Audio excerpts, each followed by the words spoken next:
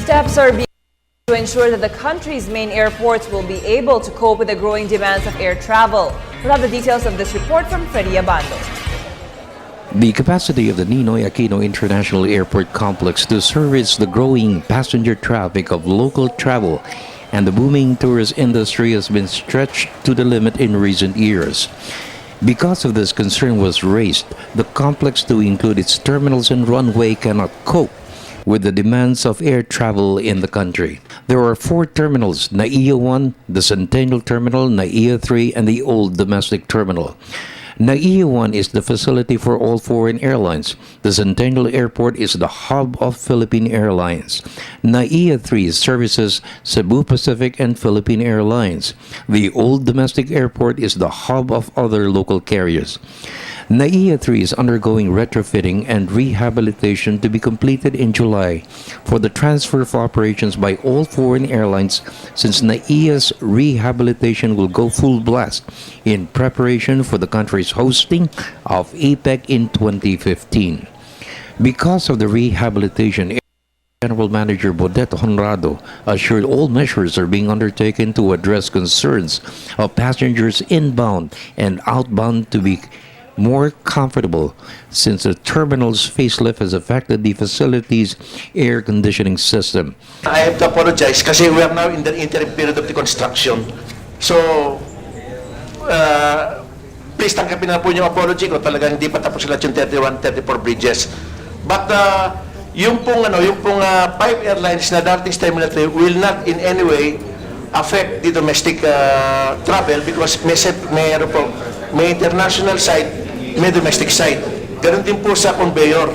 Yung conveyor po, 7 pong conveyor ng Terminal 3, yung 4 po dedicated sa international, yung 3 sa domestic. So hindi po pwedeng hindi maghahalo po. Yun po yung assurance ko, hindi maghahalo yung Another major concern is the traffic of planes taking off and landing on 2 of NAIA's runways which intersect.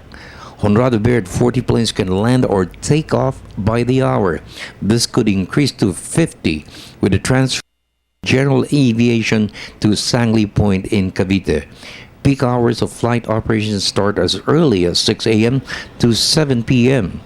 The Civil Aviation Authority beard that 10 major airports in the country will be night-rated to ensure flight operations of NAIA will be sustained on a 24-hour basis.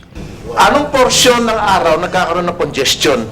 Kasi po ngayon, as far as the airline is concerned, ang peak po namin na full na talaga begins from 6 o'clock in the morning up to 7 o'clock in the evening.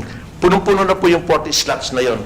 So kaya pag may nag-apply, talagang binibigyan namin yung mga tinatawag nilang red eye. But what we would like to know really from the airlines is ano po yung they call it the on-time performance. What is the reason bakit yung on-time performance nyo is falling beyond what is acceptable? That means nagkakaroon sila ng 60, nagkakaroon sila ng 65, ganon. Kasi po, here's po yung situation, no? Pag na-delay po yung yung first wave nila, they call it the first wave, yung early morning, assuming po na 4 na po ang take off sa early morning, at 3 po lang ang naka-take off doon, on the first hour, papatong po sa second hour, at nagkakaroon ng patungan. So we have requested the airline to give us the statistics kung ilan out of the schedule ang nakaka-take off on time. In the meantime, Clark International Airport operations has eased the problems of NAIA.